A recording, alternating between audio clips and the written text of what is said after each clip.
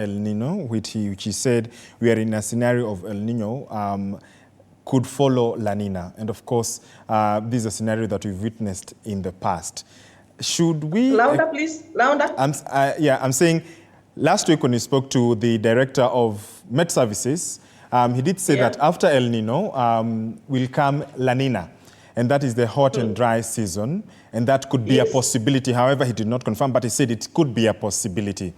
In the wake of this increased water levels, high water levels, and Kenyans first concentrating on, saving lives and property, shall we perhaps be finding ourselves in a place of being caught off guard that we did not harvest the water that we needed? I think we have just come from there. 2021 to 2023, I myself was in the middle of doing research on drought resilience in the Wasonyiro Basin. And we seem like we have forgotten it the other day last year. 2023, early 2023, we were still reading in a very bad drought. So even if we don't look forward to a drought, we know it's another, like the flood is also another expected disaster.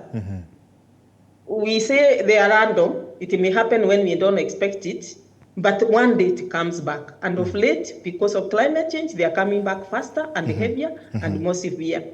So as we are thinking about flood preparedness, and we say flood is quick onset disaster. 1 minute you are sleeping, the next you are gone. Drought, on the other side, is slow onset disaster. We see it go, we see the water pan dry, the river dry slowly. It's actually a drought we can easily handle. So both can be handled, and they have been handled in other parts of the world. But I know we also have our own DMU, Disaster Management Unit here, which is responsible for all this. But sometimes when something like this has happened and the whole country is on its knees and so on, it is good sometimes to rethink beyond the box how and who else can participate so that we avert a similar situation.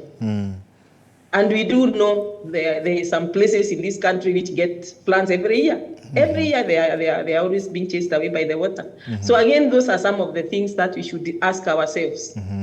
Going forward, what can we do as individuals in our homes, in our farms? What can we do as communities in Nyumba Kumis?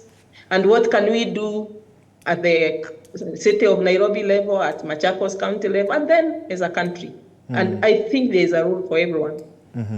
What would be some of the possible solutions as a professor in this field that you would offer, especially say, looking at both sides, national and domestic use, in terms of, water storage? And at the national level, you're talking about... Let's start with the national one. Yes.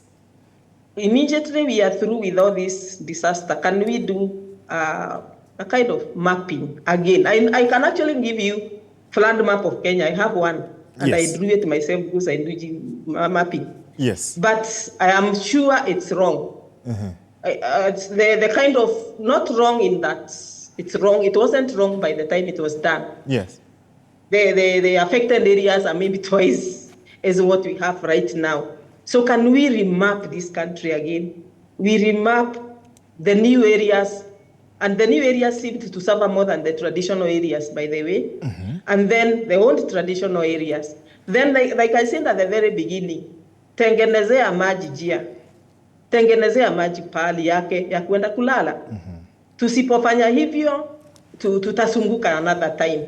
So after we have abandoned our new areas, our new danger zones, which are some of them are in our own estates and so on, then at the community level and also at the national level, can we each say, when we have water, it shall go here, it will continue here, it will end up in this river. Because water is a very soft, one of the softest commodities, one of the most easiest to handle. Also, it is also very